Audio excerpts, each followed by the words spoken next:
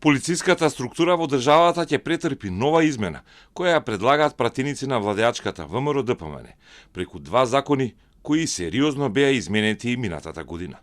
Станува збор за законите за внатрешни работи и полиција, во кои се предвидува искачување на скопската полиција во хиерархијата на МВР и Бирото за јавна безбедност. Наместо СВР Скопје, како е официјалниот назив на скопската полиција, таа сега ќе се вика Одел за внатрешни работи Скопје и ќе биде посебна единица над останатите 7 сектори за внатрешни работи како што се во Куманово, Охрид или Тетово.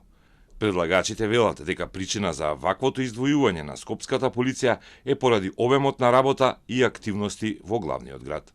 За ова прашање од суштинско значење се имаа предвид следните критериуми: територија, број на население, жители во градот, број на туристи, привремени престојувалишта, обем на криминалитет, број на кривични дела и прекршоци, обем и динамика на активности, вид и обем на полициски активности на територијата на град Скопје и слично. Скопската полиција имаше посебно повисоко и клучно место во хиерархијата на МВР порано, но за поголема ефикасност и подобра организација со реформите во 2005 таа позиција беше укината. Началникот на поранешното ГУВР Скопје до 2008 имаше и статус на помошник министр, но и тоа беше укинато.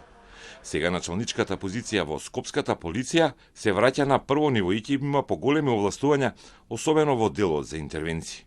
Двата закони беа сменети целосно во јули лани, пред неколку месеци.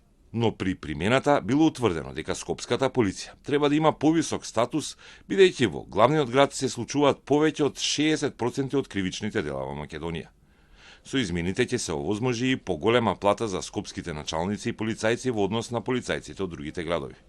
Во законот е наведено дека ќе се применува од 1 јули оваа година.